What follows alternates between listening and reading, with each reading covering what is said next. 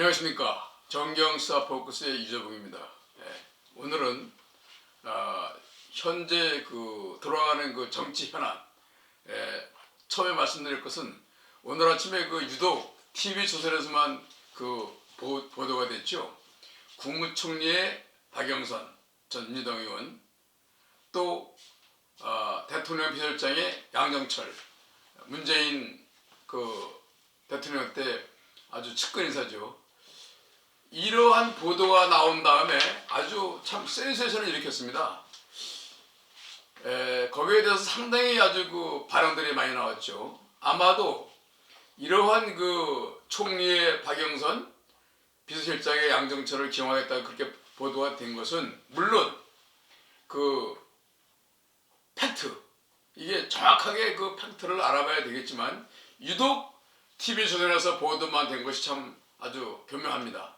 지금 요즘에 이 언론 보도를 보면은 조선일보가 상당히 지금 윤석열 정부를 공격하고 있는 상황입니다. 그래서 아마도 제가 볼 때는 그러한 보도가 나온 것은 어떻게 보면은 좀 간을 보기 위한 거 아니냐, 간 보기, 그런 생각도 듭니다. 근데 이러한 보도에 대해서 이번에 하남갑에서 당선이 된 추미애 육선 의원이 아주 참 논평을 내놨습니다. 여기에 대해서 추미애 의원 이야기로는 절대 이 박영선이나 양정철 이 사람들이 지금 TV조선 보도대로 윤석열 정부에서 기용을 한다더라도 절대 응하지 않을 것이다.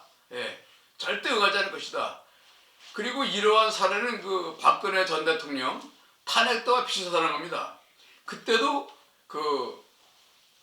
김병준, 그때 박근혜 정부 탄핵 시에도 김병준 씨를 총리로 임명하려다가 결국 안 됐죠. 그래서 이번에 이 사태에 대해서도 상당히 절대 두 분, 박영선 의원이나 양정철 전 비서관이 동의하지 않을 것이다, 그렇게 보고 있습니다. 그리고 또 이번에 또 이제 이러한 반응들이 많이 나오다 보니까 아주 친윤의 핵심, 이제는 이번에 22대 총선에서 불출마 선언을 했던 장제원, 부산 출신 의원이죠.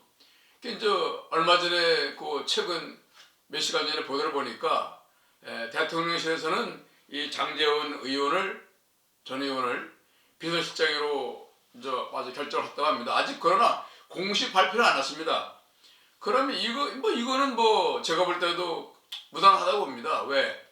장제원 의원은 이 윤석열 대통령 당선인 시절에 비서실장을 했기 때문에 충분히 그거는 윤 정권의 최측근 인사로 국정 철학에 이해도 높고 또 지지를 표하는 인사니까 그건 가능하다고 보겠습니다. 그러나 정말 아까 방금 전에 또 얘기했던 총리의 전직 야당 인사들, 그건 안 되는 일이죠. 그건 절대 안 되는 일이고, 장제원 의원이 총리가 아닌 비서실장에 임명되는 거는 아마 일반 국민들도 무난하다고 볼 겁니다. 특히 또 이 사람이 이번에 또 불출마 선언을 했기 때문에 그건 가능하다고 보고 있습니다.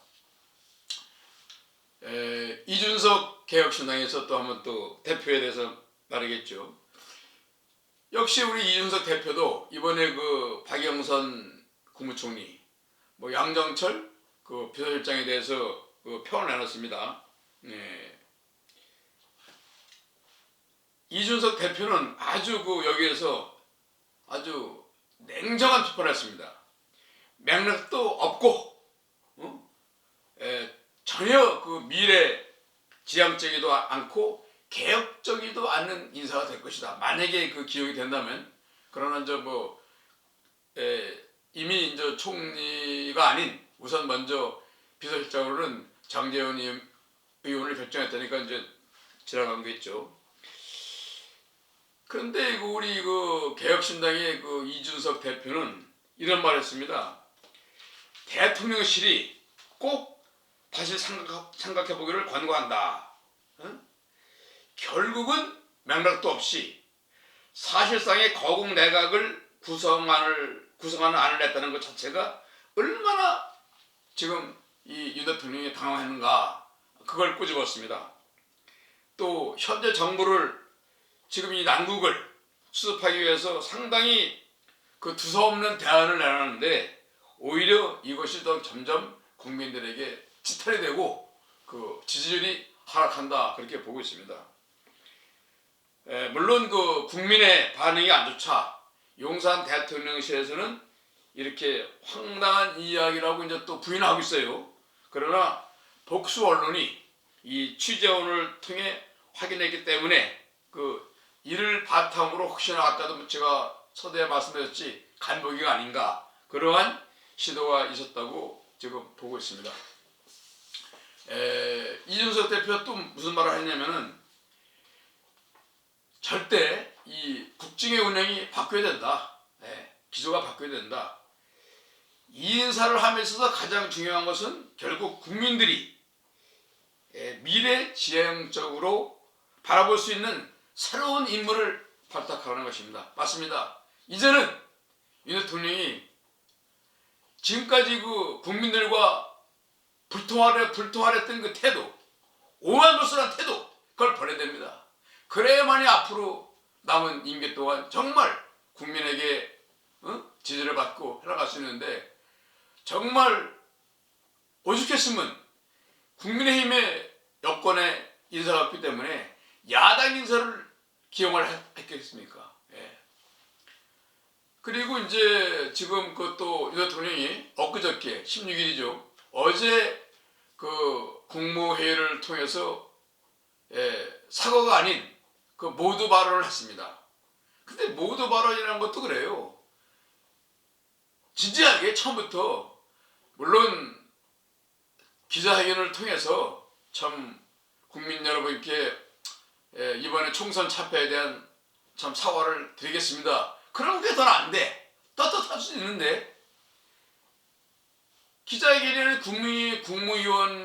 국무회의를 통해서 그 형식을 빌려서 한다는 말이, 이건 참 뭐가 뭔지 모르는, 일반 국민들이 그 내용을 봐도 뭐가 뭔지 모르는 이상한 말을 했어요. 열심히 했지만은 국민들이 몰라주더라, 그런 식으로 이야기를 하다 보니까 조국 혁신당의 조국 대표가 아주 그 직격탄을 날렸습니다. 그게 뭐냐? 사과나 반성이 전혀 없었다. 대통령은 아직도 자기가 잘못하겠다는 그 본질을 모르고 있다.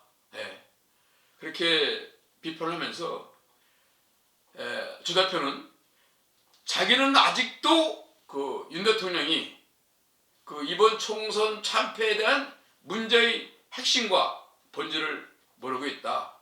모든 근원이 대통령 자신에게 있는 걸 아직도 모르고 있다고 참 아주 한탄했습니다. 그렇습니다. 이번 참 총선 참패, 물론 혹자들은 말합니다. 21대에 그 103석에서 5석이 더 늘었지 않느냐. 그래서 그렇게 패배를 볼 수 없다, 그런 말을 하는 사람도 있어요. 그러나 21대와 지금 다릅니다. 21대 민주당이 108석을 했던 것은 여당이기 때문에 그만큼 이긴 거예요. 그러면 지금 국민의힘은 여당입니다. 그러면 지금 국민의힘이 거꾸로 그 정도는 나왔어야 돼요. 물론 이번에 그 정치 평론가 중에서 그 업무 그 평론가는 170 이상을 얘기했죠. 국민의힘이 170석 정도, 야당 쪽이 130석을 정했는데, 저는 그 반대로 제가 우리 정경사 포커스 칼럼에서 밝혔듯이 여권 120, 야권 180을 제가 밝힌 적이 있었습니다. 어쨌든 간에 지금 그 상당히 어렵습니다. 이 어려운 이 현 난국을 윤석열 대통령은 아주 지혜 있게 풀어나가야 됩니다. 근데 조국 대표가 또 이런 말을 했어요. 앞으로 아주 그 큰 사건, 결정적인 사건 또 2개 내지 3개가 발생할 것이다. 그렇게 되면은 윤 대통령은 아마 그냥 무작정 사과할 것이라 했습니다. 그런데 그 내용이 아직은 모르겠습니다. 근데 사실 조국 대표는 좀 특이한 사람이죠. 조국 대표가 지금 그 12명의 의석을 가진 제3당의 대표가 됐는데 정말 이 사람은 지금 한이 있죠, 한이. 예. 좀 16살에 서울대 법대에 입학을 했고 26살에 교수가 된 사람인데 똑똑하죠. 근데 이번에 어쨌든 참 한 달 만에 창당이 돼가지고서 그 12석이라는 의원들을 갖는 제3당이 되는데 정말 이분은 조국 대표는 자기 부인, 딸, 자신 참 수많은 그 검찰로부터 압수수색과 조사를 받았기 때문에 정말 한이 있습니다. 그렇게 그 한이 있다 보니까 참 어떻게 보면 한편에서는 그 적대시하는 감정이 있다 보니까 이 윤석열 정권에 대한 아주 그 벼룩이겠죠. 예, 그거는 뭐 앞으로 그 이 정부의 그 태도 여하에 따라서 조 대표와의 그 전쟁은 계속되려고 봅니다. 그리고 또 하나 지금 아주 이 차장병 그 해병대 채모 상병에 대한 그 특검이 아주 지금 불화상 같습니다. 지금 5월 2일 날 그 국회에서 이 차장병 특검법을 처리한다고 합니다. 그런데 여기에 지금 국민의힘 내부에서도 지금 동조의 기미가 보이고 있습니다. 그렇게 되면 아마 특검법은 처리가 될 걸로 보고 있습니다. 그런데 이 차장병 특검법은 다른 게 아닙니다. 박정훈 그 대령이 해병대 수사단장 대령이 아주 명명백백하게 이 사건을 수사하려고 했던 겁니다. 그런데 그 윗선들 사단장 국방부 장관이 주동을 걸은 거예요. 그러면은 이 사건이 그래서 지금 상당히 이 국민적인 시선이 높은 겁니다. 아마도 이 사건을 잘 해결을 해야지 잘 해결이 안 된다면 아마도 우리 그 대통령에게까지도 불똥이 튈 수 있다.